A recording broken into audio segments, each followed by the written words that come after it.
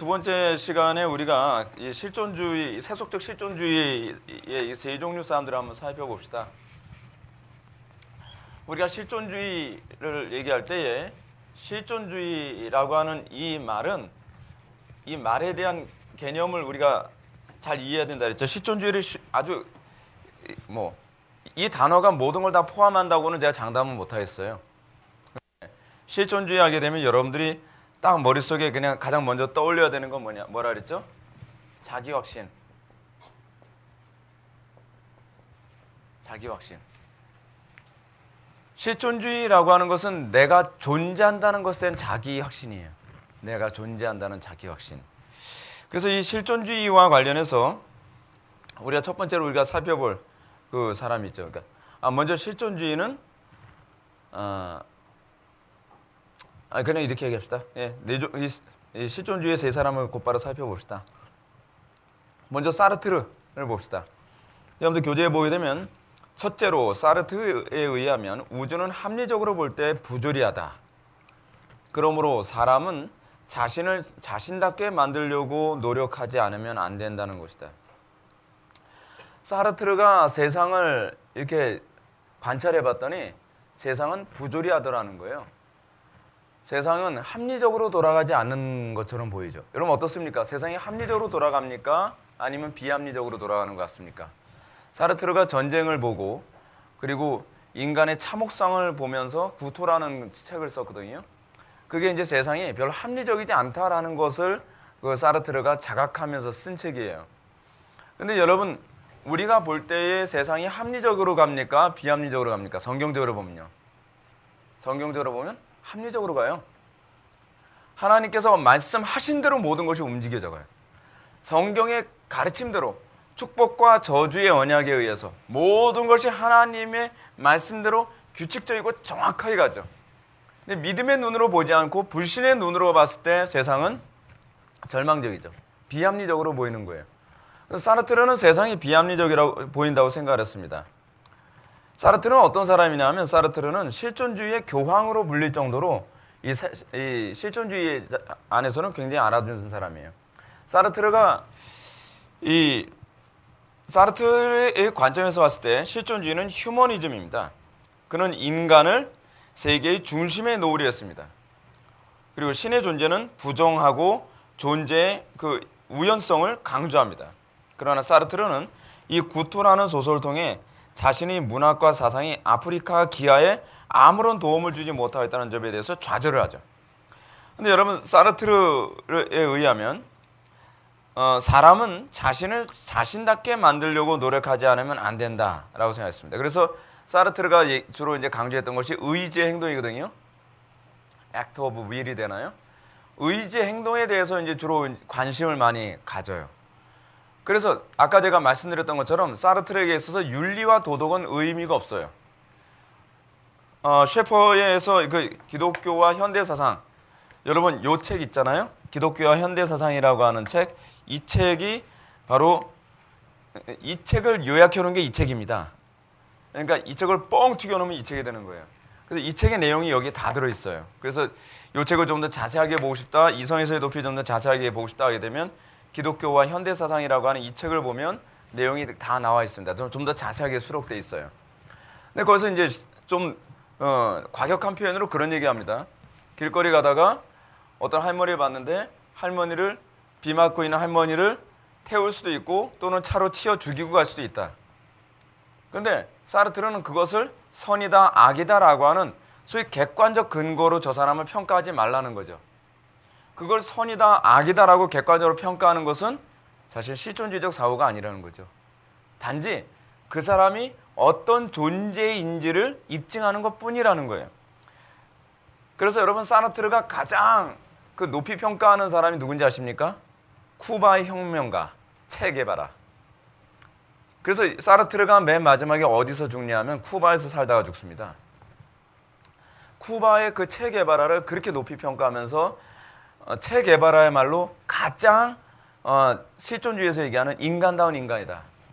자기 자신의 실존을 있는 그대로 가리지 않고 표현하고 자기 자신의 있는 그대로 아주 정직하게 살았다는 거예요.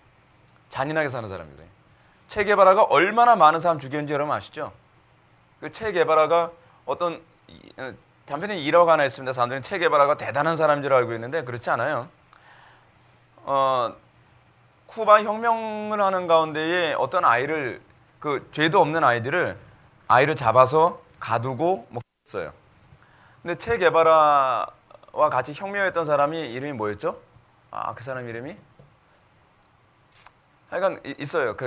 갑자기 생각 안 나는데 그 사람이 봤을 때 체게바라가 워낙 잔인한 사람이니까 인간 숙청하는 건 체게바라한테 맡기면 좋겠다 해가지고서 체게바라한테 그것을 임무를 맡기고 그리고 다른 어떤 작가들에 의해서 체게바라 우상화 작업을 해서 여러분들이 뭐 보는 영화들 그리고 어떤 얘기들을 보게 되면 체게바라에 대해서 굉장히 미화를 많이 한 겁니다. 실제로 있었던 일인데 하루는 어떤 엄마가 체게바라 그쪽에다 전화를 했대요. 우리 애가 억울하게 붙잡혀 갔는데 제발 좀 살려주십시오라고 전화를 했다던가 찾아갔던가 그랬었다 그래요. 제가 이제 읽은 지 오래돼서 잘 기억이 안 나는데 그랬더니 체게바라가 웃으면서 걔 데려오라고 하는 것을 그 보는 앞에서 그냥 쏴 죽여버렸어요. 그 엄마는 졸도해버리죠. 근데 그것을 의지 행동이라고 사르트르는 생각하는 거예요. 그걸 악하다 선하다라고 얘기하지 마라. 그는 단지 자기의 의지 행동을 있는 그대로 표출한 것뿐이다. 여러분 실존주의에 빠지면요 이게 사람 굉장히 위험해집니다. 그래서 이 사르트르에 의하면 윤리도덕은 의미가 없습니다. 단지 자신의 행위는 윤리도덕에 의해서 측정할 측정의 대상이 아니라 자신이 자신다울 뿐이라는 겁니다.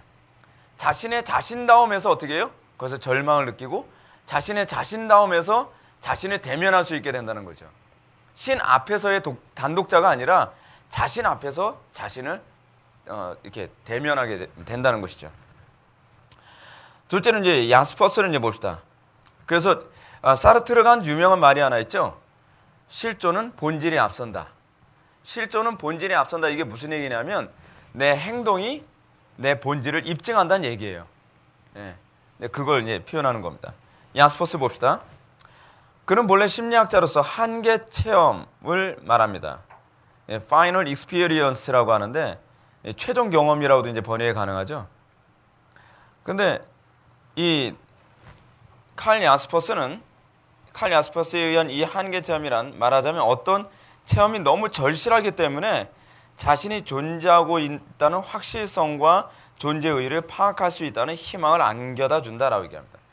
그러니까 여러분 칼 야스퍼스는 유신론자라 그랬죠. 근데 제가 이해하기 쉽게 말씀드릴게요. 이거 있는 대로 얘기하면 여러분들 또 다 한바탕 주무실 것 같으니까 제가 이제 이해하기 쉽게 얘기할게요. 칼 야스퍼스는 소위 종교적 체험이 굉장히 중요하다고 생각하는 사람이에요. 체험을 통해서 자기 확신을 하죠. 그렇죠? 예를 들어서 아까 사르트르는 어떻게 해요? 내가 이런 행동을 함으로써 자기가 존재한다는 걸 확신하죠. 내가 이렇게 행동함으로써 예를 들어서 다들 쟤를 왕따시켜도 나는 쟤를 왕따시키지 아니함으로써 나는 이렇게 단독자로 존재한다는 걸 의식하죠. 그죠? 근데 이 실존적으로 자기를 의식하는 방식에 있어서 야스퍼스는 그렇지 않아요. 체험을 굉장히 중요시 여기죠. 체험. 한계 체험. 예를 들어서 여러분 이 한계 체험의 개념이 그대로 기독교 안에 그대로 다 들어왔습니다. 그래서 여러분 신비주의 하는 사람들이 어때요? 막 40일 금식기도 한계 체험을 하죠. 40일 금식기도 들어와서 막 환상을 보고 뭐 엄청난 음성을 듣고 막 그러면서 어때요? 거기서 내 구원을 확신하죠. 내가 주의 이름으로 귀신도 쫓고 능력도 행하면서 남들이 경험할 수 없는 엄청난 어떤 영적인 체험? 그 경험을 통해서 그래 나는 구원받은 존재야. 나는 하나님의 백성임에 틀림없어 라고 이렇게 확신하는 거죠. 똑같은 거예요. 그건 기독교가 아니에요. 그거는 실존주의예요. 그는요. 근데 문제는 뭐냐면 이런 사람들의 특징이 하나 있죠. 체험이 점점 뜸해지거나 체험이 약화되어지면 확신이 송두리째 다 흔들려요. 내가 과거에 굉장히 열심히 신앙생활했는데 과거에 기도생활 많이 하고 영적 체험 엄청나게 많이 했는데 내 신앙은 무엇인가? 자기의 신앙을 항상 자꾸 뭐로 측정을 해요? 체험으로. 자꾸 신비적 체험으로 자꾸 측정을 하죠. 한계 체험으로. 여러분 한계 체험은요. 문제가 뭐냐면 지속적이지 않다는 데 문제가 있습니다. 그래서 여러분 오순절 교단에서 몸담고 있는 사람들 보면 그 사람들은 소위 체험의 중독자들 같아요. 그렇죠? 이 체험이 좀 약화되면 그 체험을 하기 위해서 또 굉장히 이 금식을 하고 철야를 하고 막 그 사실 한계 체험이거든요. 이 한계 체험을 이게 히피들은 명상으로 했어요. 근데 명상으로 한계 체험이 제대로 잘 나왔다 안 나왔다 하니까 그 사람들이 명상을 돕기 위한 이 한계 체험으로 뭘 사용했냐면 마리화나 또는 마약, 그렇지 않으면 대마초를 사용했어요. 근데 이걸 통해서 그 사람들이 한 건 이게 쾌락을 위해서 한 게 아니에요. 한계 체험을 위해서 한 거예요, 히피들이요. 근데 이게 부작용이 너무 심하니까 이것이 어디로 가냐면 뉴에이지 음악으로 가요. 뉴에이지 음악이 명상 음악이거든요. 그래서 이 뉴에이지 음악을 통해서 그들이 목표로 하는 것이 뭐냐면 한계 체험을 하고 명상을 깊이 있게 하는 데 목적을 두고 있거든요. 그래서 이거와 같이 관련해서 나온 또 다른 음악이 있죠. 애시드 음악이라고 해서. 애시드 음악이 여러분 무슨 음악인지 여러분 아시죠? 애시드 음악. 애시드 음악 하게 되면 소위 그 환각 음악이라는 얘기입니다. 히피, 그 테크노. 그렇지 않으면은 뭐죠? 그 랩. 이런 것들이 이제 그래서 여러분 걔네들은 주로 이 테크노 이런 애시드 음악 하는 애들은 특징이 뭐예요? 다 마약이나 대마초나 필로폰을 기본적으로 다 해요. 걔네들이. 왜냐하면 그 음악 자체가 그것과 관련해서 나온 음악이기 때문에 그래요. 그렇게 해서 걔네들은 그 한계 체험을 하는 것을 통해서 내가 존재한다는 걸 확신해요. 아까 사르트르는 뭐라고 했죠? 사르트르는 내가 혁명에 가담하고, 그렇죠?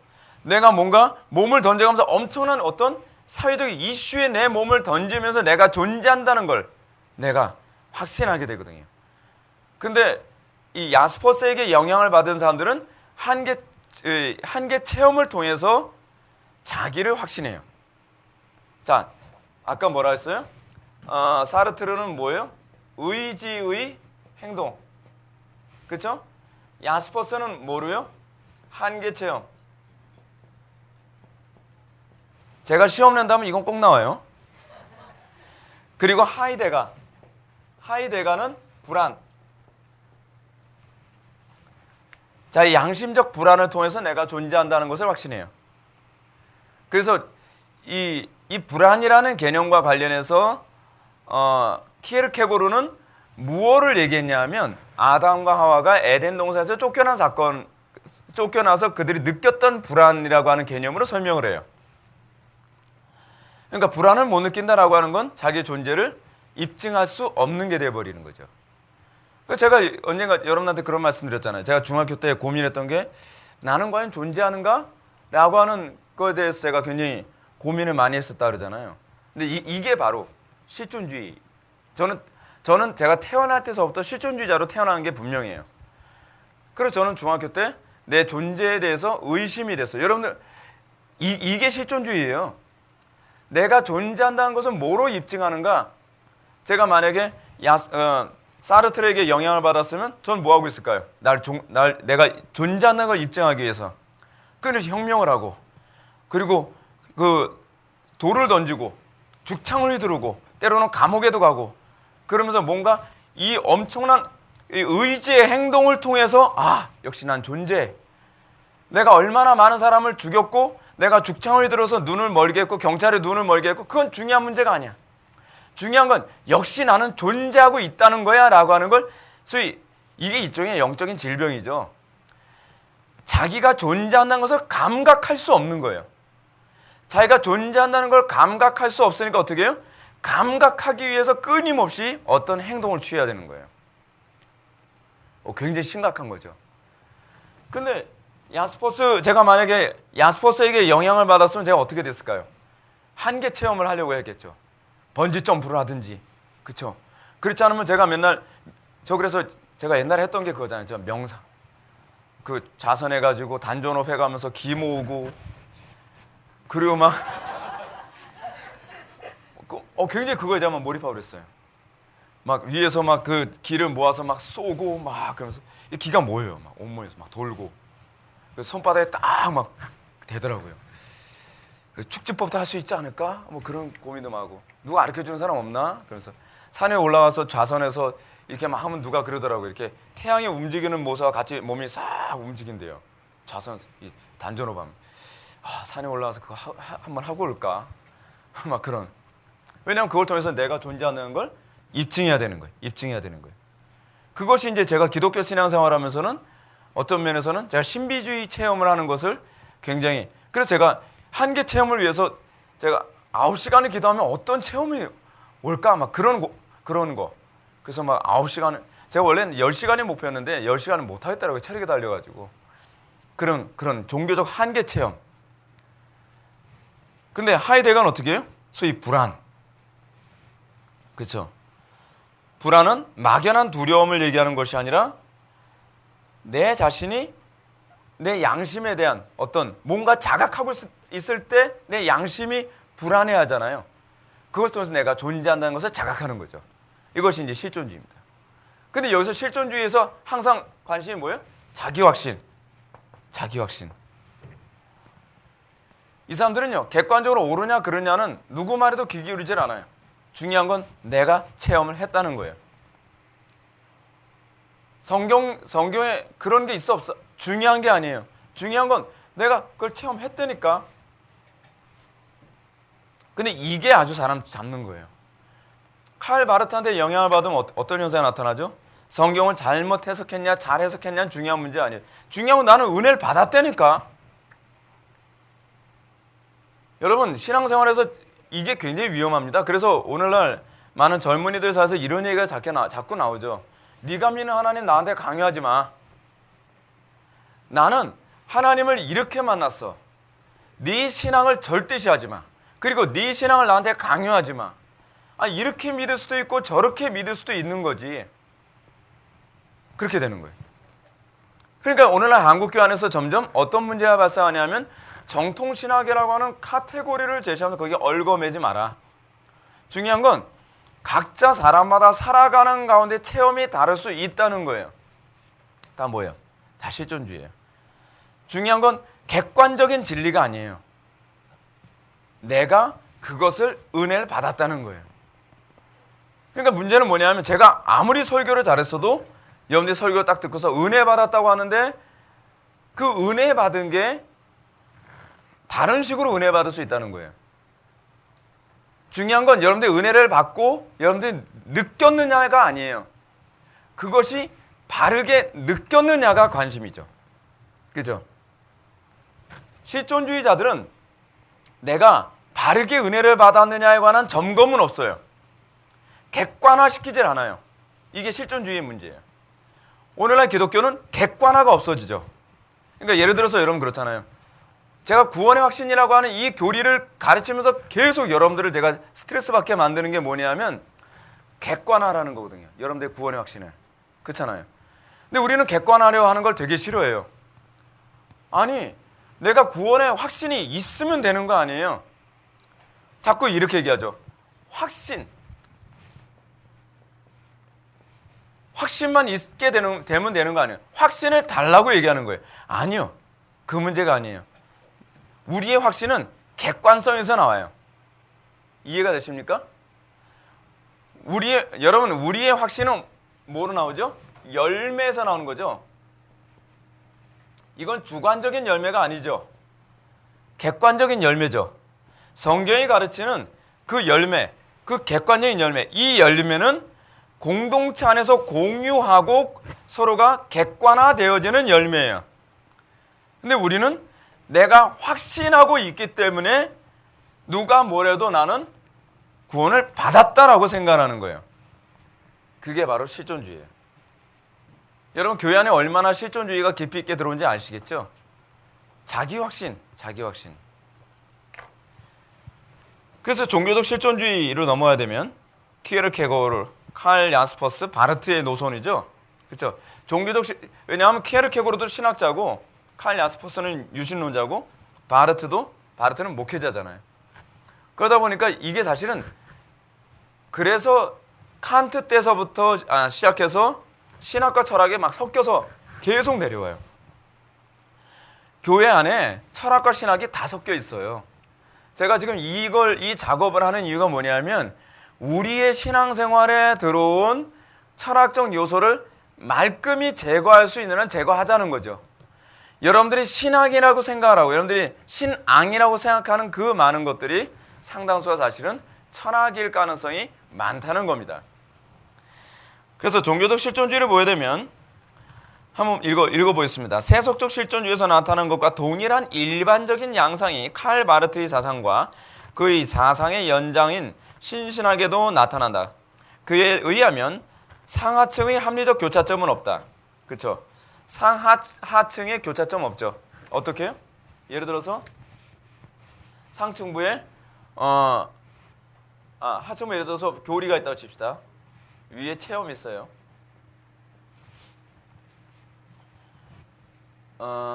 이 체험이 교리하고 아무 관계가 없어요. 중요한 건 내가 어떻게 깨달았느냐가 중요해요. 뭐요? 각만 중요해요. 각이 뭐예요? 깨달음이잖아요. 깨달음. 주관적으로 은혜를 받았으면 되는 거예요. 그래서 실존주의자들, 저희 바르트에게 영향을 받은 교회들은 사람들한테 주관적인 은혜와 감동을 주는데 주로 사람들은 관심을 가져요. 목사님 오늘 은혜 많이 받았어요. 그래서 이 실존주의의 영향을 받은 목사님들의 설교 들어보면 그 본문의 문맥적 의미와 교리적인 의미엔 관심이 없어요. 유명하다는 목사님들인데도요. 제가 가끔가다 그런 분들 설교 들으면 턱이 가까운데 뚝뚝 떨어져요. 아니 저 본문을 저렇게 해석하면 안 되는데, 아니 저 용어를 저렇게 해석하면 안 되는데. 근데 그분들은 그게 중요한 게 아니에요. 은혜가 되면 되는 거예요. 은혜가 되면. 그래서 성경을 깊이 있게 연구 안 하고 오늘 본문을 제가 제가 오늘 이 본문을 이번 주에 묵상을 했는데 굉장히 은혜가 돼서 같이 나눕니다. 그래서 본문을 그냥 은혜가 되는데 나누는데 단편에 예를 들어서 어떤 분이 이렇게 얘기해요. 여러분 은혜대가 제가 설교 하나 해드릴게요. 여러분 법궤는 무슨 나무로 만드는지 여러분 아십니까? 조각목으로 만들죠? 조각목. 근데 조각목으로 만드는데 조각목이 신학적으로 어떤 의미가 있느냐 그건 중요하지 않아요. 중요한 건 조각목이라는 거예요. 조각목. 조각목이 뭐죠? 나무가 조각조각 이 조각을 묶어서 하나님께서는 그거로 법궤를 만들도록 하셨더라. 근데 그 조각이 아닙니다, 여러분. 근데 성도들은 다 은혜 받아요. 그렇지. 우린 조각 같은 존재인데 우리 조각 같은 존재로 법궤를 만드셨대. 이 얼마나 은혜로워요. 쓸모없는 조각을 모아다가 그 조각을 모아다가 이걸 법궤를 만들었다는 거예요. 어이가 없죠. 그 유명한 목사님이 하신 거예요. 근데 나중에 그분이 철회를 했어요. 알고 보니까 그 조각목이 그 조각이 아니더라고요. 이 조각목이 사실은 아카시아 나무 그 종류라고 그러거든요. 근데 그걸 본문에 대한 연구 전혀 없이 그냥 은혜만 되면 되는 거예요. 그 교인들은 그죠. 목사님 그 조각목이 아카시아든 야자나무든 중요하지 않습니다. 우리는 은혜가 됐어요. 할렐루야. 그럴까요? 근데 여러분 이게요 한국교회에서 보편화되어진 설교예요. 중요한 건 객관적 진리가 아니에요. 중요한 건 나에게 은혜가 됐느냐가 중요한 거죠. 강단에서 아무리 교리적으로 성경적으로 신학적으로 정확하게 설교했어도 목사님 은혜가 안 돼요. 그럼 땡이에요. 중요한 건 주체인 내가 감동이 되고 주체인 내가 기분이 좋게 들려야 된다는 거죠. 그러니 얼마나 강단이 썩기 좋습니까? 그렇죠? 그래서 그는 죽을 때까지 고등비평 이론을 지지했는데 성경은 오류를 내포하고 있으나 어쨌든 우리는 그것을 믿어야 한다고 주장했다. 이게 이제 바르트가 가지고 있는 실존주의, 종교적 실존주의죠. 바르트는요 고등비평 이론을 지지했습니다. 고등비평이 뭔지 알죠? 고등비평이라는 것은 성경을 하나님의 말씀으로 믿질 않아요. 사람의 기록물로 보고 성경에 오류가 있다고 생각하여 문학적 관점에서 비판하는 그런 관점이 바로 이 고등비평입니다. 그래서 이성주의가 들어오면서 18세기서부터 태동하게 됐는데 고등비평은 19세기에 그 출현한 학문이거든요. 이것 때문에 누구예요? 스펄전 목사님이 이것 때문에 무지하게 싸우다가 스트레스 받고 돌아가셨거든요. 근데 바르트는 성경이 하나님의 말씀이라고 믿지를 않았어요. 바르트가 일평생 살아가면서 제일 고민했던 것이 뭐냐면 성경이 믿어지지 않는데 믿어야 한다는 것이 그에게 제일 큰 부담이었거든요. 그리고 바르트 당시에는 소위 자유주의 신학의 문을 닫던 때거든요. 그래서 자유주의 신학으로는 목회가 안 된다는 것을 자각하고 있었던 상황에서 성경을 믿어야 되는데 정통신학을 자기가 받아들일 수는 없고, 그러는 가운데에 소위 키에르케고르한테 영향을 받게 됩니다. 키에르케고르한테 영향을 받고 또 야스퍼스한테 영향을 받죠. 그러면서 그래, 중요한 건 객관적인 진리가 아니야.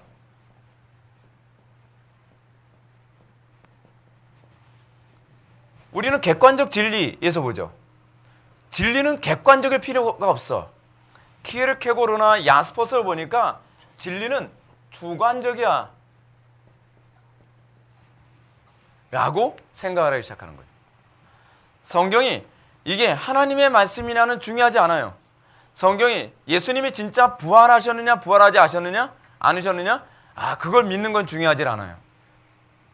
예를 든다면 어떤 사람이 사업에 망해가요.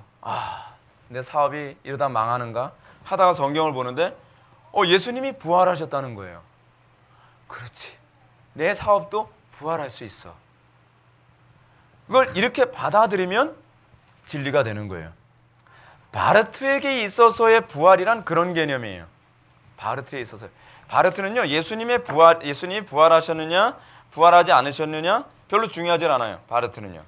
제가 이 책에서 바르트의 부활에 관한 얘기를 제가 잠깐 좀 읽어드릴까요? 찾으면 읽어드리고 못 찾으면 말고요. 바르트의 부활. 바르트는 예수 그리스도가 몸으로 부활한 것을 믿지 아니하였다. 그래서 바르트의 교의학, 이거 다 읽어드리면 좀 그러니까 조금만 읽어드릴게요. 제자들을 자극시키고 제자들을 묘사하기 원했던 것은 사건 자체의 이적적인 성격이 아니었다는 점이다. 이거 바르트가 한 소리예요. 그러면서 죽은 자가 다시 살아있다는 주장을 암시하며 그의 무덤이 비었다는 것도 암시한다고 보아야 할 것이다. 그러나 이것은 단순히 암시일 뿐이다. 이것을 거꾸로 말해서 그리스도가 살아있다는 암시에서 죽은 자가 다시 살아있다는 주장을 추상적으로 이끌어낸다면, 바르트 말 원래 굉장히 어려워요. 그냥 이해하세요. 그는 이러한 추상 정도는 받아들일 수 있고 내어버릴 수도 있고 혹은 비신화할 수도 있다. 바르트는 이건 설명하는 겁니다. 제자들이 부활 이적을 기록한 것이 아니라 다만 그 기록을 이적적인 성격으로 기록했을 뿐이라고 얘기한다. 이적적인 성격. 그러므로 우리도 우리의 삶 속에서 이적적인 성격이 나타날 수 있다. 그렇죠? 예를 들어서 사랑하는 사람이 이게 병을 더 이상 치료할 수 없다고 생각하는데 이 성경을 보다가 예수님의 부활이라고 하는 이적적 성격을 보면서 그래, 내 안에도 회복할 수 있어 라고 생각하는 거야. 은혜가 되지 않나요? 오늘날 사람들이 성경을 읽으면서 설교를 하면서 그렇게 설교하죠. 이 본문에서 홍해바다가 갈라졌느냐 갈라지지 않았느냐는 중요한 문제가 아니야. 그죠? 중요한 건 여러분들 삶 속에 이것을 적용해서 여러분들 삶 속에 장애도 갈라질 걸 믿으시라는 거예요. 우리 긍정적으로 보자는 거예요. 그것이 바로 실존주의예요. 여러분, 복음이 궁극적으로 목표로 하는 바는 뭐죠? 여러분들이 얼마나 풍요롭고 안락하고 긍정적으로 살아가느냐가 아니거든요. 제가 아까도 말씀드렸죠. 실존주의의 특징이 뭐예요? 낙관론이죠. 낙관론.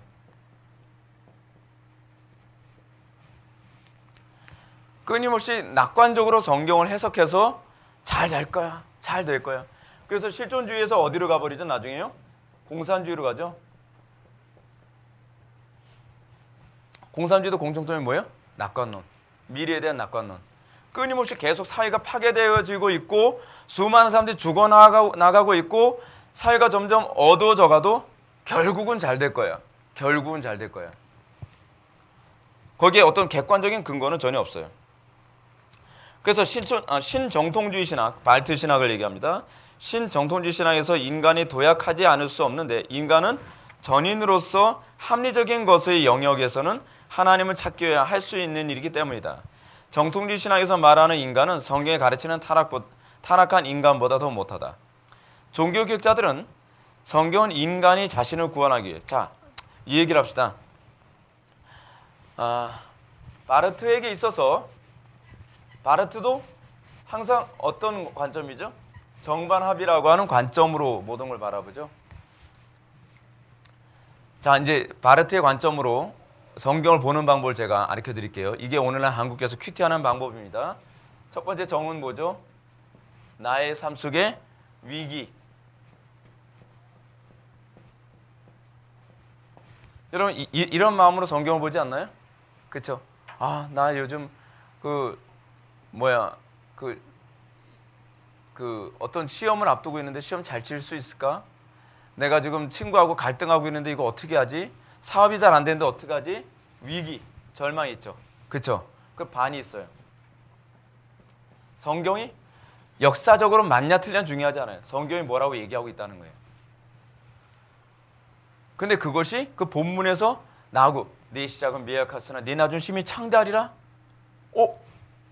이 위기에서 여기서 어떻게 해요? 여기서 소망을 발견하죠. 이 위기에서 뭐예요? 소위 내 실존을 보는 거예요. 아, 나는 위기 가운데 있어. 그 위기 가운데 있는 나는 성경이라고 하는 이 책을 통해서 나를 어떻게 해요? 내 문제를 해결하려 드는 거죠. 그리고 이것의 합으로서 어떻게 해요? 이게 이제 응답이 되는 거죠. 나 말씀으로 응답받았어. 근데 그 말씀은 자기 멋대로 해석한 말씀이에요. 본문의 문맥적 흐름하고 아무 상관이 없어요. 오늘날 이런 현상이 비일비재하게 나타나죠. 근데 이게 어떤 문제가 발생할까요? 그러면서 그 말씀이 나한테 은혜가 됐다. 은혜가 됐다라고 하는 이 말은 뭐죠? 하나님의 말씀이 됐다라는 얘기죠. 그렇죠? 굉장히 위험한 얘기예요, 여러분. 성경은 하나님의 말씀이죠. Bible is word of God. 그렇죠? 성경은 하나님의 말씀이에요. 근데 바르트의 관점에서 봤을 땐 나한테 은혜가 되는 구절만 하나님의 말씀인 거예요. 나한테 은혜가 되지 않으면 그 말씀이 아무리 바른 말이라도 나한테 은혜가 되지 않는 거예요. 그러니까 이런 거에 익숙해져 있는 교인들은 이렇죠. 설교를 들으면서 목사님 말씀이 틀렸다는 건 아닌데 은혜가 안 되네요. 뭐예요? 나한테는 하나님의 말씀이 안 된다는 얘기예요. 이게 심각한 문제입니다. 근데 한국교회 교인들 이거 아무렇지도 않게 너무 쉽게 얘기하잖아요. 옛날에는 은혜가 됐는데 요즘 은혜가 안 돼요. 하나님의 말씀으로 내 실존에 와닿지 않는다는 얘기거든요. 그게 바로 이제 신앙이 아니라는 걸 입증하는 겁니다. 그게 바로 실존주의자라는 사실을 입증하는 거예요. 그래서 실존주의에서는 항상 도약이 일어나게 됩니다. 도약에는 어떤 합리성도 존재하지 않습니다. 항상 실존주의자들은 어떻게 해요? 내 마음이 끌리는 쪽이 그것이 진리고 그것이 응답일 뿐이에요. 그럼 뭐가 되겠어요? 그럼 짐승처럼 사는 거죠. 사실은요. 그렇게 되는 거 아닙니까? 신신학 한번 보실까요? 여러분들 교재 신신학. 여러분 신신학 바로 위에 있는 패러그래프만 한번 좀 읽어봅시다. 우리가 무슨 용어로 사용하든지 상관이 없다. 도약은 현대인의 사상 모든 영역에 보편화되어 있다. 그렇죠? 여러분들 삶에 보편화되어 있어요. 인간은 단순히 기계로 살 수 없기 때문에 이러한 도약이라는 절망을 어쩔 수 없이 가지게 마련이다. 회화 혹은 음악, 소설, 드라마, 종교 등 그 어느 것으로 표현되든 이러한 인간이 현대인이다. 여러분, 현대신학은 인간의 양심, 인간의 감정, 인간의 의식, 인간의 합리성에서 출발을 하는데요. 현대인에게 특징이 뭐냐면 절대성을 인정하지 않는다는 것이 특징입니다.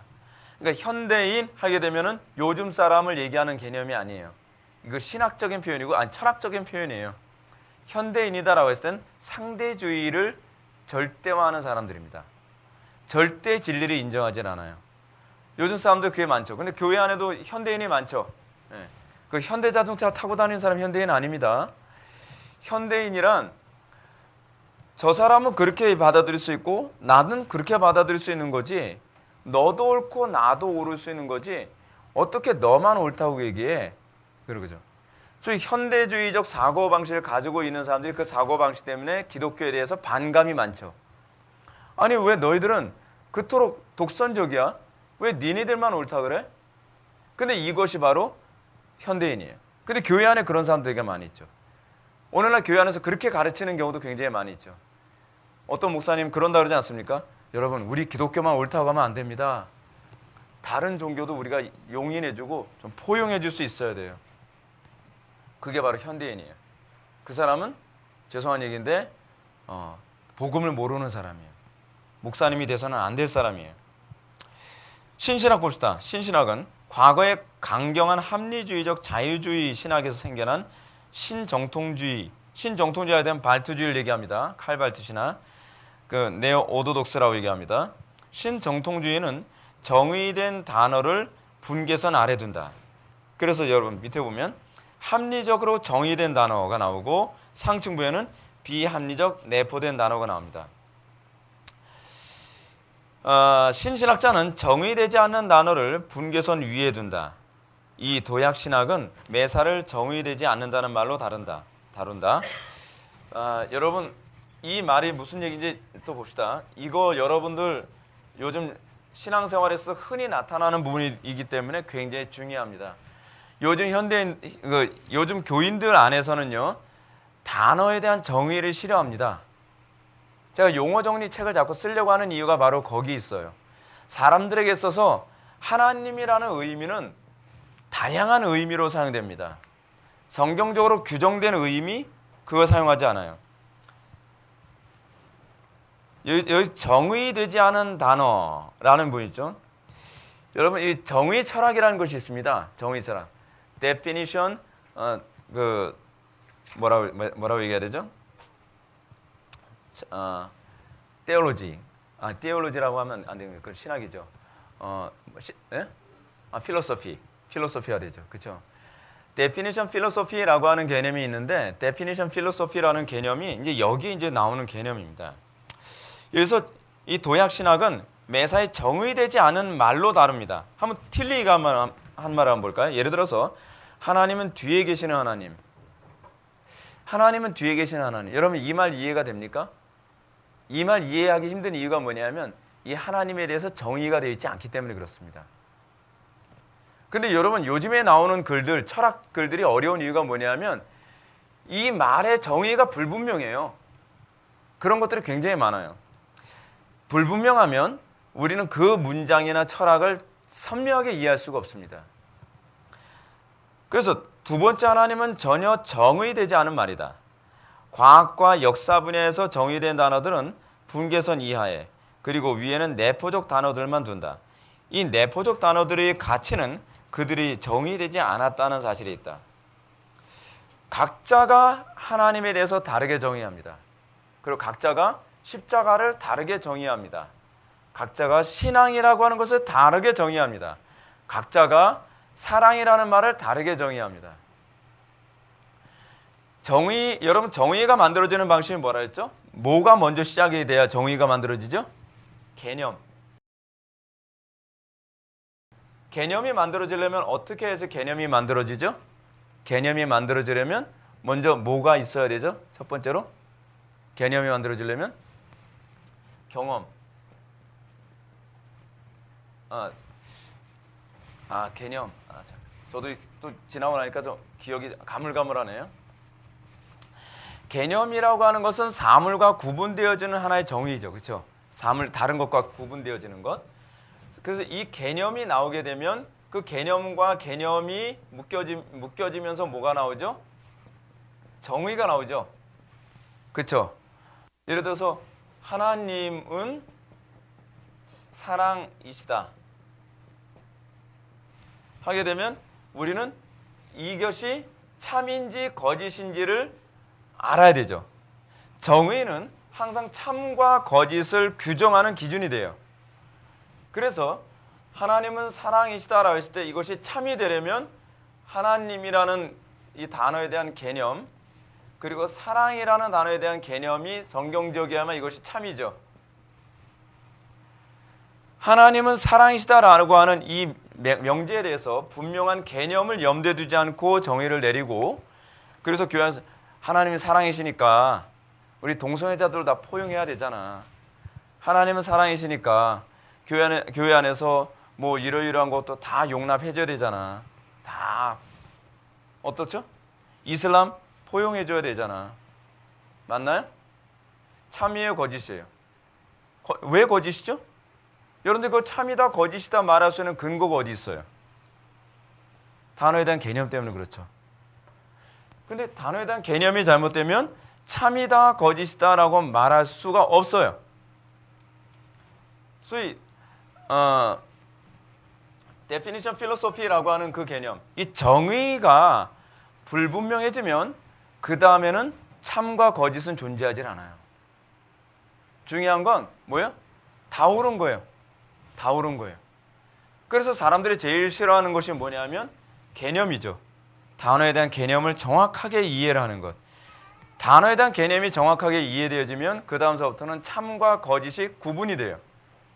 그래서 항상 단어에 대한 개념을 정확하게 이해하고 우리가 신앙생활을 해야 되는 이유가 바로 거기에 있습니다.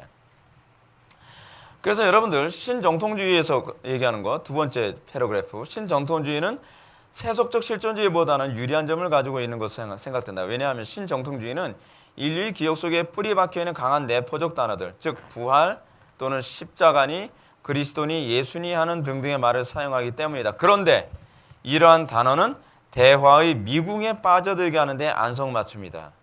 왜 그렇죠? 각자가 나름대로 의미를 부여하기 때문에 그래요. 실존주의자들에게 있어서 작은 예수라는 말을 많이 사용해요. 작은 예수. 그 예수가 그 예수가 아니죠. 그렇죠? 그 실존주의자들이 얘기하는 작은 예수라고 했을 때 그 예수는 예수 그리스도, 소위 성경이 얘기하는 그 예수 그리스도와 아무 관계가 없어요. 사회적으로 희생하는 존재, 이런 식으로 의미를 모호하게 내포하죠. 민중신학 같은 데에서의 예수 그리스도, 해방신학에서의 예수 그리스도는 뭘 얘기하죠? 오클로스를 얘기하죠. 민중이 곧 예수 그리스도예요. 완전히 다른 개념을 가지고 있어요. 그런 단어에 대한 개념을 모호하게 사용하죠. 그리고 십자가에 대한 개념도 다르죠. 십자가는 뭐예요? 혁명을 위해서 몸을 던지는 것이 십자가예요. 그들에게 있어서. 그러니까 여러분들이 이런 용어 하나하나를 정확하게 이해하고 사용하지 않으면 여러분들의 신앙은 잘못 정리될 수 있다는 걸 아셔야 됩니다. 그래서 여러분들 그 다음 패러그래프 한번 보시게 되면 사람들이 예수라는 말을 듣고 그것에 따라 행동한다. 그렇죠. 예수를 위해 희생하십시오. 뭐 예수를 사랑하십시오. 이런 얘기 한단 말이에요. 뭐 말 다 좋죠. 그러나 그 말은 결코 정의되지 않고 있다. 문제가 그거예요. 아주 화려한 미사오글을 많이 사용하는데 문제는 그 말이 정의되지 않고 있어요. 목사님, 예수를 위해 산다는 게 무슨 얘기인가요?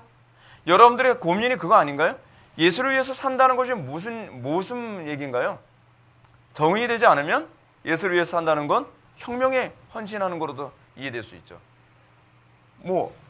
밥 퍼주는 거? 그게 예수를 위해서 사는 거라고 할 수 있겠죠.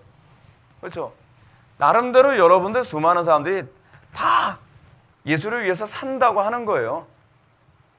교회 안에서 사람들이 다 예수를 위해서 산다고 하는데 결국 그것이 잘못된 열심의 경우가 굉장히 많이 있잖아요. 그 사도 바울이 로마서 10장에서 하나님께 열심히 있으나 저들이 지식을 줬는 것이 아니로다. 정의되지 않은 열심이죠. 근데 그 정의되지 않은 열심이 결국 어떻게 해요? 파괴를 초래하죠. 이제 이게 그걸 얘기하는 거예요. 그래서 이런 말들은 언제나 비합리적이며 비논리적인 영역에서 사용된다. 그렇죠? 이게 주로 선동할 때 많이 사용되는 방식이에요. 선동할 때. 이것들은 역사와 우주로부터 격리되어 있으므로 하층부에는 이성이 검증할 도리가 없다. 이성적 검증을 요구하게 되면 이 사람들 싫어해요. 실존주의자들의 얘기하는 바는 이렇습니다. 진리는 객관적이지 않다. 그리고 진리는 내가 경험한 진리는 설명할 수 없다. 이렇게 얘기를 해요. 이것이 이제 소위 실존주의자들이 얘기하는 거예요. 중요한 건 내가 체험했다는 것이다. 여러분, 진리는 객관적으로 설명이 가능한가요? 가능하죠. 진리는 객관적으로 설명이 가능해요. 그것이 바로 교리예요. 근데 실존주의자들은 진리는 객관적으로 설명될 수 없다. 그리고 글로도 표현될 수가 없다라고 생각해요.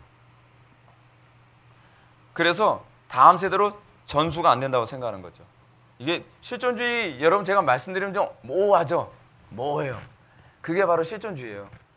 여러분들은 제대로 듣고 계신 거예요. 아, 모호해. 예, 예. 실존주의 자체가 그래요. 왜냐하면 다 주관적이니까. 객관적이잖아요. 이게 철학 사조 자체가 여러분 어떻습니까? 여러분 지난주까지만 하더라도 칸트 같은 거 얘기할 때는 뭔가 막 선명하잖아요. 똑 떨어지잖아요. 근데 그 이후서부터 해겔서부터 쭉 가게 되면 모든 게 주관적이고 다 상대적이라는 개념이 들어가면서 철학이 다 난해해져 가요. 난해해져 가요. 아, 저도 난해해서 아주 혼났어요. 그래서 셰퍼가 이런 얘기합니다. 종교적인 말을 사용한다 해서 그들이 달라지는 것은 없다. 종교적인 용어를 사용하지만 다 모든 게 모호해요. 그렇죠? 독일어가 딱 떠오르네. 에메모흐. 이 상층부 경험 봅시다. 상층부 경험. 하나님의 형상대로 지음을 받은 인간이 아무것도 아닌 양 살 수는 없다. 그러므로 인간은 상층부의 온갖 종류의 절실한 것들을 나열한다. 상층부에 무엇을 두든 마찬가지라는 점을 설명하기 위해 상층부에 열거된 것들이 얼마나 많은가를 보여줄 필요가 있겠다. 이미 사르트르의 실존적 체험, 다시 여러분 그 의지적 행동입니다. 이거 act of will, 그렇죠? act of will, 의지의 행동. 야스퍼스의 한계 체험, final experience. 하이데거의 부안, angst. 이 angst라고 하는 단어는 이 공포가 아니라 이 불안이라는 독일어 단어를 번역한 거라고 얘기해요. angst. 합리성과 논리에 관한 어떤 경우든 인간은 죽었다. 인간은 죽었다. 무슨 얘기죠? 인간은 합리성과 논리로부터 괴리됐다라고 보는 거예요. 그런 차원에서 인간은 죽었다고 하는 겁니다.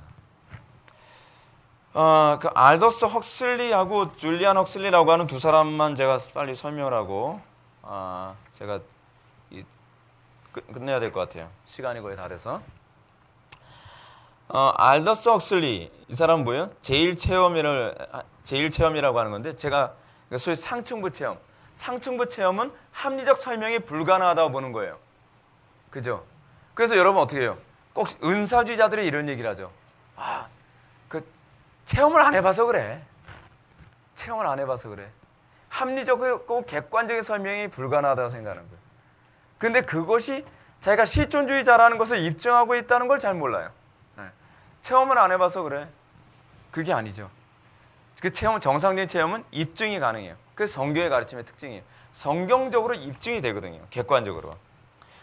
근데 알더스 헉슬리 같은 경우에도 이제 제일 체험, the first order experience라고 하는 이 제일의 체험을 하는데, 이 제일의 체험을 위해서 약물을 주장하기도 합니다. 여러분, 인간이 얼마나 허무하면 이렇습니까? 자기 존재를 입증하기 위해서 내가 살아있다, 내가 존재한다라고 하는 것을 입증해서 갖은 몸부림을 다치는 거예요. 그것 중 하나는 뭐예요? 환각체험까지입니다. 환각제를 사용하는 거예요. LSD 같은 거.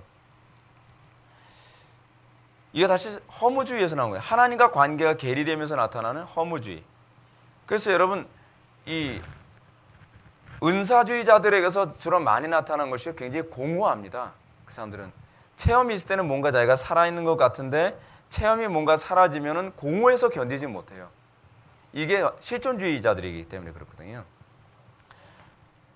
그래서 이 헉슬리는 약물 사용함으로써 이런 경험을 얻을 수 있다는 희망을 걸었어요.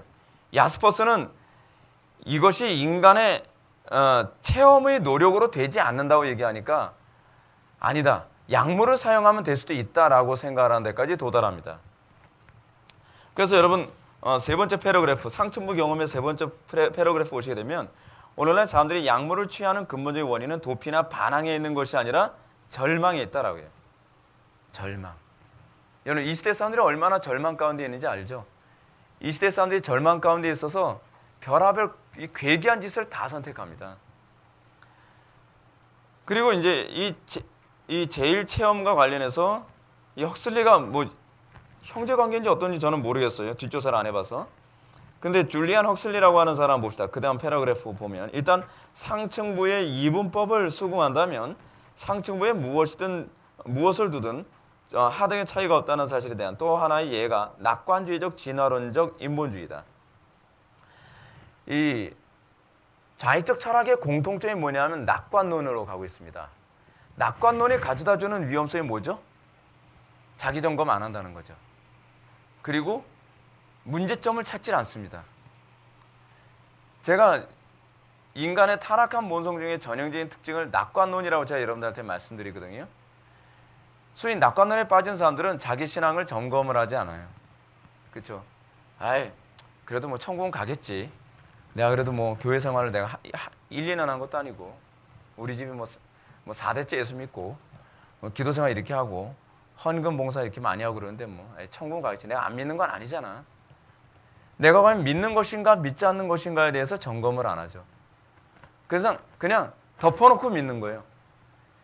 신앙은 덮어놓고 믿는 게 아닙니다. 기독교 신앙은요, 철저하게 자기 점검입니다. 철저하게 자기 점검.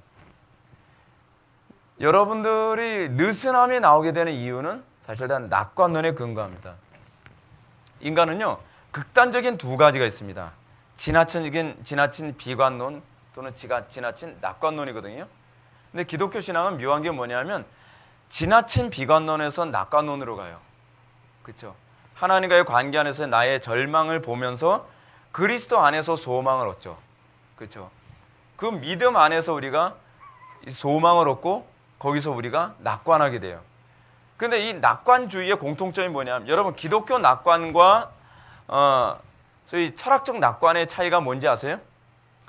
철학적 낙관은 근거 없는 낙관이에요. 기독교 낙관은 근거가 있는 낙관이에요. 그렇죠? 이건 완전히 다르거든요. 완전히 달라요.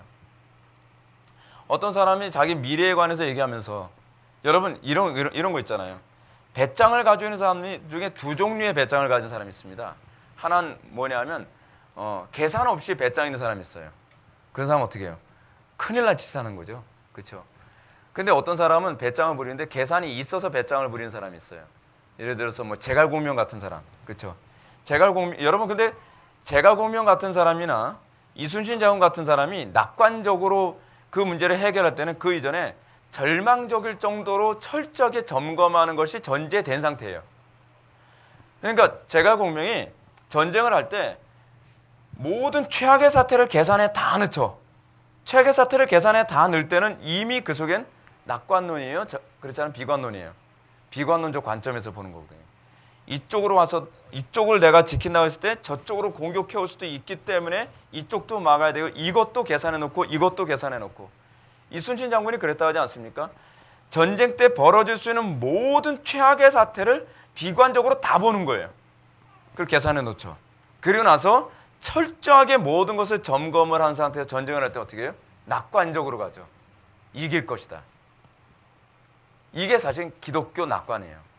기독교에서 얘기하는 낙관. 우리의 낙관은 어디죠? 우리의 확신은 어디 있죠? 예수 그리스도 안에서 낙관하죠.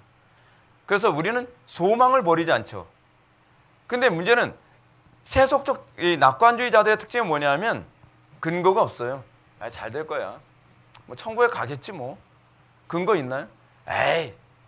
꼭 이렇게 표정도 약간 느슨한 표정. 에이. 천국 가겠지 뭐. 잘 될 거야. 에이. 뭐 에이. 여러분 이순신 장군 에이 그랬을 것 같습니까? 표정부터도 이순신 틀롯이 됩니다. 난 여러분들의 희생을 최소화시키기 위해 모든 계산을 했고 모든 고민을 하며 준비했습니다. 될 겁니다. 완전히 낙관의 개념이 달라요. 그러니까 여러분 낙관이라고 하는 개념도 바르게 정의를 해야만 합니다. 줄리안 헉슬리 같은 사람 봅시다. 이 사람 낙관주의적인 진화론적 인본주의입니다. 이 사상은 줄리안 헉슬리가 주창한 것인데 이 낙관적인 진화론적인 인본주의는 아무런 합리적 근거가 없습니다. 그렇죠? 꼭 나오는 게 뭐예요? 합리적 근거가 없어요. 이 낙관주의가 왜 위험하냐 하면 이 낙관은 사실은 비약이거든요. 그렇기 때문에 위험한 거예요. 합리적인 아무런 근거가 없어요. 이것의 희망은 항상 내일이라고 하는 도약의 근거를 둡니다. 에이, 내일은 괜찮아지겠지. 진화론의 특징이 그거 아닌가요? 진화론의 특징이 바로 그겁니다. 진화론은 항상 내일에 대한 긍정적 낙관을 가지고 있어요. 역사는 진보한다, 진화한다. 근거 있나요? 그리고 지금 이 역사가 진화할 거라고 하는 객관적 근거가 있나요? 없죠. 그냥 낙관주의예요. 낙관주의. 그래서 이 도약은 항상 이 어디에 근거를 두냐면 우연의 근거를 둡니다. 이순신 장군이 전쟁을 하면서 낙관적으로 했을 때 우연을 기대했을까요? 아니죠. 그렇죠? 사실은 우연이란 존재하지 않거든요. 기독교 신앙에서 여러분들 진짜 기독교 마인드를 가지게 되면 여러분들은 결코 우연이라는 걸 믿지 않습니다. 객관적 근거를 가지고 내가 이것이 옳은가 그른가, 내가 바르게 신앙생활하고 있는가 아닌가 항상 객관화시키려고 하는 노력을 하게 되어 있어요. 사람은 확증을 얻기 위해 항상 내일을 기다리는데 이런 낙관론은 하나의 도약이다. 그렇죠? 왜요? 낙관론은 합리성과 타당성의 눈을 감아버린 것이기 때문에 그런 것이거든요. 현실을 객관적으로 안 보려고 하는 거예요. 그렇죠? 너 이러다가 나라 망하면 어떡할래? 에이, 안 망해. 에이, 안 망해? 근거가 뭐야? 아유, 이제까지 이렇게 왔어. 얼마나 비합리적입니까? 제가 나라가 위기에 있을 때 주변 사람들하고 이런 얘기를 하게 되면 가까워다 이런 얘기. 아유, 우리나라 이렇게 쉽게 안 망해. 왜? 근거가 뭔데? 아유, 우리나라 지금 5,000년 역사 동안 여기까지 왔잖아. 정말 대화하기 확 싫어져요. 생각하기 싫어하고 책임지기 싫어하고 그리고 자기가 그걸 희생하기 싫어하기 때문에 낙관으로 덮어버리는 거예요. 그 얘기하죠. 만에 하나라도 잘못되면 어떻게 할까요? 괜찮다니까. 안 망해. 문제 없어. 야, 막 공감 막 되는 사람 주변에 많죠. 여러분, 이게요, 인간이 악해서 그래요. 인간이 악해서요. 이게 타락의 전형적인 특징입니다. 그래서 헉슬리는 이렇게 얘기합니다. 헉슬리에 의하면 신은 없지만 그냥 신이 있다고 하자 그럽니다. 다시 말하면 알덕스 헉슬리가 약물을 의지한 것처럼 줄리안 헉슬리는 종교적인 도약에 기대를 하는 거예요. 여러분, 근데 이 도약이 여러분 굉장히 웃기잖아요. 근데 칸트가 했던 도약이에요. 칸트가 절대적인 윤리 도덕이 있으려면 신이 존재해야 된다는 거예요. 양심의 요청에 의해서 신을 요청하죠. 신이 있어야 되는 거예요. 사실은 없지만 그냥 있어야 한다고 생각을 하는 거예요. 이게 인간의 칸트 같은 사람도 결국 비합리로 사실 도약을 해버리는 거죠.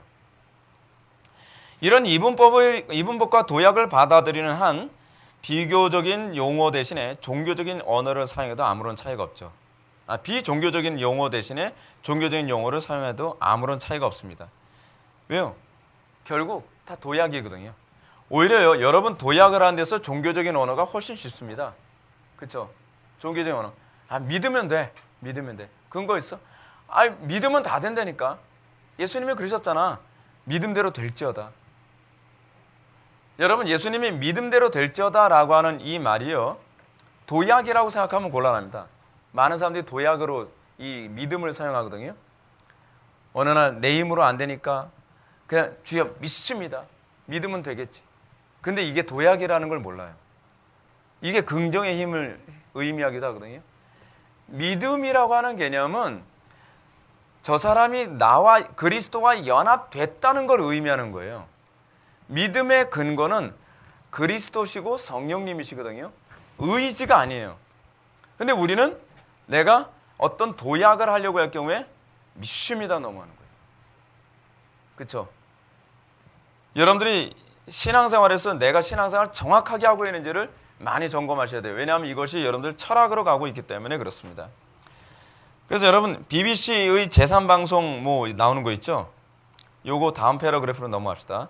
분명한 것은 합리주의자나 인본주의자가 기독교는 충분히 합리적인 종교가 아니라고 전제하고 시작한다는 것이다. 왜 이런 현상이 나타났죠? 기독교가 진짜 비합리적인가요? 기독교가 비합리적이었으면 기독교가 들어간 나라들이 이게 선진적이고 합리적인 나라가 될 수는 없었겠죠. 근데 기독교가 들어간 나라마다 선진적이고 합리적인 나라가 됐단 말이에요. 왜냐하면 기독교가 합리적이기 때문에 그런 거죠. 근데 언제부턴가 교리를 무시하면서 소위 비합리성으로 도약하는 것을 믿음이라는 용어로 대체해버렸어요. 그렇죠? 믿음으로 하면 다 돼. 믿음으로 하면 다 돼. 과거의 특히 이제 신비주의자들의 문제가 그거예요. 그래서 과거의 신비주의자들은 누군가가 존재한다고 항상 말하였으나 그 새로운 신비주의자는 신앙이 중요한 것이기 때문에 누가 있건 상관이 없다는 것이다. 그러니까 오늘날 우리가 어떤 체험을 하는데 사람들이 자꾸 이런 얘기하죠. 아, 제가 체험을 했다니까요. 근데 그 체험이 하나님으로부터 온 것인지 그 체험이 성경적인 것인지에 대해서 점검해 보셨나요? 그럼 기분 나빠하죠. 그죠? 왜냐하면 내 체험을 의심하는 건가? 아니죠. 점검하라는 것이 성경의 가르침이니까요. 모든 영이 하나님께 속하여 있나? 우리는 항상 시험해 봐야 되는 거 아닙니까?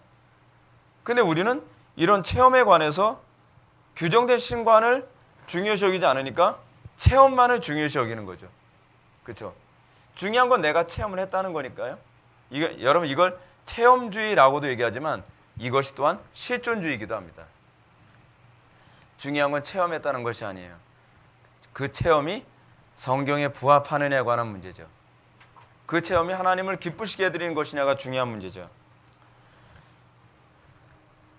그래서 이 상징 체계는 변할 수 있다. 그 체계가 종교적이든 비종교적이든 또는 같은 말을 쓰든 다른 말을 쓰든 그런 것은 부수적인 것이다. 현대에는 도약함으로써 합리성을 떠나 이성을 떠나 상층부에서 해답을 찾는 데 열중하고 있다. 왜 이런 현상이 자꾸 나타날까요? 현대인의 종교관은 무의미한 세상에서 의미를 찾는 데 목적을 두고 종교를 찾는 것이지 지식과 삶에 대한 통일적 해답을 얻기 위해 종교를 찾지 않기 때문에 그렇습니다.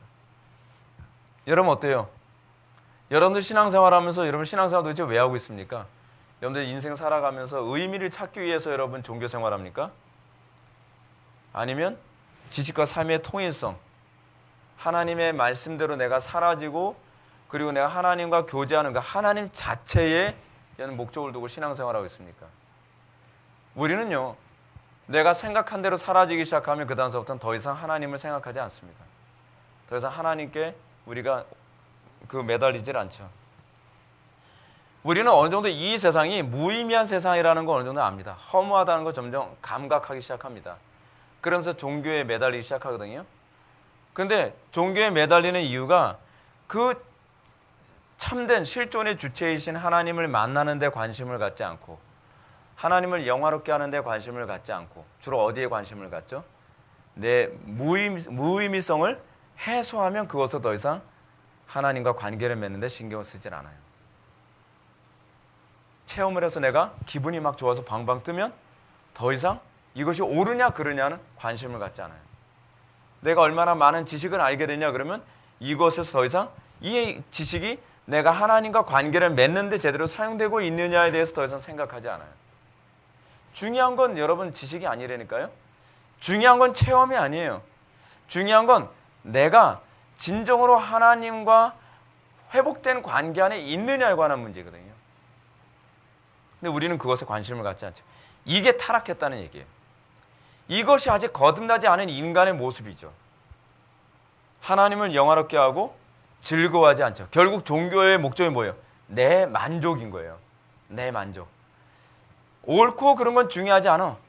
자꾸 김 목사는 뭐가 맞고 뭐가 틀리고 교리적으로 맞고 틀리고 자꾸 따지는데 저 양반 그거 되게 좋아하나 봐. 왜 사람들이 이렇게 얘기할까요? 신앙의 목적, 기독교 신앙의 궁극적 목적은 하나님을 영화롭게 하고 하나님을 기뻐하는 데 있거든요.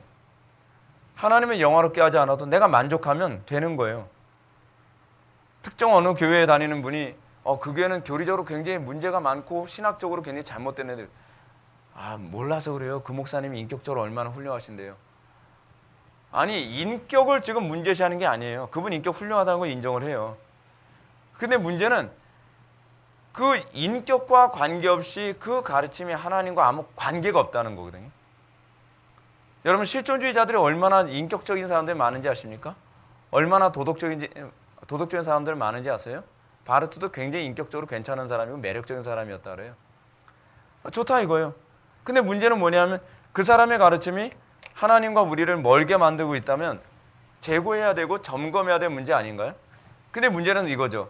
나는 적어도 그것에 대해서 내가 마음에 내가 원하는 걸 채우고 있다는 거죠. 여러분 종교를 이용해 먹으려 들지 마세요. 신앙을 이용해 먹으려 들지 마세요. 기독교 신앙의 궁극적 목적은 하나님을 영화롭게 하고 하나님을 기쁘시게 해드리는 데 관심을 갖는 거예요. 자기 만족이 아니란 말이에요. 내가 만족하니까 그 철학적인 종교에 안주해버리죠. 점검하라고 얘기하면 쌍심지를 키고서 쳐다보죠. 왜 저 사람은 자기만 옳다 그래? 아니 저만 옳다고 얘기하는 거 아니에요. 그것이 객관적인 진리의 가르침이기 때문에 하는 거예요. 우리는 객관적인 가르침 안에서 한 형제이지 우리는 나 하나만 확신을 가지고 천국 가는 그런 실존주의자들이 아니죠. 실존주의자들은 하나가 될 수가 없어요. 각자가 자기의 실존을 중심에 놓고 있기 때문에 그래요. 언어 분석과 도약, 이 얘기만은 잠깐 하고 마칩시다. 언어 분석과 도약에서 여러분 첫 번째 패러그래프 밑에서 하나, 둘, 셋, 넷, 다섯, 여섯, 한 7번째 줄, 그 정도만 봅시다. 앞에서 말한 바와 같이 언어 분석이라고 하는 철학에 대해서 이 언어 분석 철학이라는 것이 이게 사실은 정의 철학입니다. 언어 분석이라는 철학에서 자기 나름의 개념에 이 부분이 중요합니다. 자기 나름의 개념에 스스로를 한정시킨다는 의미에서 일종의 반철학이다. 그러니까 예를 들어서 여러분 하나님은 사랑이시다 라고 했을 때 이 하나님은 사랑이시다 라고 하는 여기서 하나님 사랑이라고 했을 때 이것은 소위 객관화된 그 개념이 아닌 경우가 많죠. 그렇죠? 하나님 사랑이라는 단어를 이 두 개의 단어를 어떻게 해요? 자기 나름의 개념으로 여기다 집어넣는 거예요. 신앙생활은요 이렇게 되면 다 망가져요. 근데 오늘날 기독교인들은 여기다가 우리 신앙생활에서 수많은 단어들, 수많은 개념들을 자기 나름대로 갖다 붙이죠. 객관화된 개념을 추구하지 않아요. 정의 철학, 소위 definition philosophy는 그 정의 자체가 추상적이므로 객관적 타당성을 잃고 있어요. 따라서 반철학이란 얘기입니다. 여러분들 책이 없이 제가 메모해 놓은 거예요. 제가 나름대로 정리했어요. 정의 철학은요, 이래요. 정의 자체를 믿는 것에서 출발합니다. 정의 자체를 믿는 거. 여러분, 정의 자체를 믿는다고 했을 때, 여러분 사실은 통계학도 그렇게 들어갈 가능성이 굉장히 많거든요. 여러분 통계학도요 하나의 전제를 믿는 것에 출발해요. 객관성이 있는 것처럼 얘기하는데 수치상으로는 객관적인 것 같은데 이 통계를 내는 전제에 대해서는 이 믿음을 필요해요. 믿음을 필요로 해요. 여러분 우리가 그런 거 굉장히 많은 거 여러분 알고 계십니까? 여러분 우리는 어떤 객관성에 도달하기 전에 우리는 어떤 전제에 대한 믿음이 필요하다는 거 여러분 알고 계세요? 다음 편에 예를 한번 들어볼까요? 1 더하기 1은 꼭 2인가요? 여러분 이게요 수학에서 가히 혁명적인 사건입니다. 과거에 수학에서요 1 더하기 1은 2라고 하는 개념은 없었대요. 1 더하기 1은 2라고 하는 개념과 또 하나의 개념이 나오는데 1 더하기 1은 1이다 라고 하는 개념이 예전엔 팽배하게 해석을 맞섰다는 거예요. 여러분 우리는 결론을 우리는 보고 있으니까 당연히 이거라고 생각하잖아요. 근데 여러분 물 한 방울과 한 컵과 물 한 컵을 섞으면 몇 컵 되죠? 한 컵 되죠. 그러니까 이거 가지고 싸우는 거예요. 이거 가지고. 근데 사람들이 아니다. 1 더하기 1은 2다 라고 하는 거 우리가 전제로 하자. 숫자는 이렇게 되는 것이다. 이 전제에서 뭐가 나오죠? 곱셈, 뺄셈, 나눗셈, 루트 다 나오는 거예요. 이 전제를 믿지 않으면 사실은 수학은 진행되질 않아요. 상당수가 모든 것이 이 전제를 믿는 것에서 시작돼요. 여러분, 우리가 전제를 믿는 것에서 시작하는 것 중에 하나가 뭔지 아세요? 창세기 1장부터 3장이에요. 창세기 1장부터 3장에 대한 객관적 믿음이 없으면 여러분 성경을 해석할 수가 없어요. 그래서 자유주의신학자들이 창세기 1장부터 11장을 어떻게 하든지 역사적 사건이 아닌 것처럼 자꾸 하는 거죠. 여러분, 적어도 창세기 1장부터 3장을 역사적 사건이라고 하는 걸 인정하지 않으면 인간의 타락이라고 하는 개념은요, 관념적인 개념이지 실질적 타락이라고 믿을 수가 없게 돼버려요. 그리고 실제로 여러분, 상당수의 신학교에서 점점 그렇게 가르치고 있다는 거 알고 계십니까? 이것도 점점 덮여져 가고 있어요. 얼마나 어려운 시대에 우리가 살고 있는지 모릅니다. 마지막 패러그래프 한번 읽고 마치겠습니다. 오늘날 실존주의와 정의하는 철학, definition philosophy 얘기하는 거예요. 이 정의 철학은 반철학이 되었고, 아름다운 철학적 표현을 하는 사람은 철학하는 자리에 있지 않은 사람들, 즉 소설가, 영화 제작자, 재즈 음악가, 히피, 그리고 심지어는 폭력을 일삼는 청소년 갱들에게 철학의 자리가 양도되고 있는 경향이니 흥미가 있는 일이 아닐 수가 없다. 이들이야말로 우리 시대의 중대 문제를 묻고 그것과 씨름하는 사람들이다. 무슨 얘기인지 여러분 아시죠? 소설가, 영화 제작자, 재즈 음악가, 히피 뭐 이런 사람들 또는 청소년 갱들은 옳고 그름에 대한 선이 있어야 돼요. 그러다 보니까 이 사람들은 이거를 예술로 승화해내기 위해 이것과 씨름하는 사람들이라는 거죠. 철학자들은 그 옳고 그름에 대한 선은 없다라고 얘기하는데 실제로 소설이나 영화나 그렇지 않으면 갱들에게는 옳고 그름이 존재하기 때문에 싸우고 그러는 거거든요. 그리고 이것이 이제 사람들의 의식 세계와 철학적 세계를 이제 주도하게 되었다라고 얘기를 하는 겁니다. 오늘 여기까지 우리 강의하고 마치도록 하겠습니다. 기도하시겠습니다.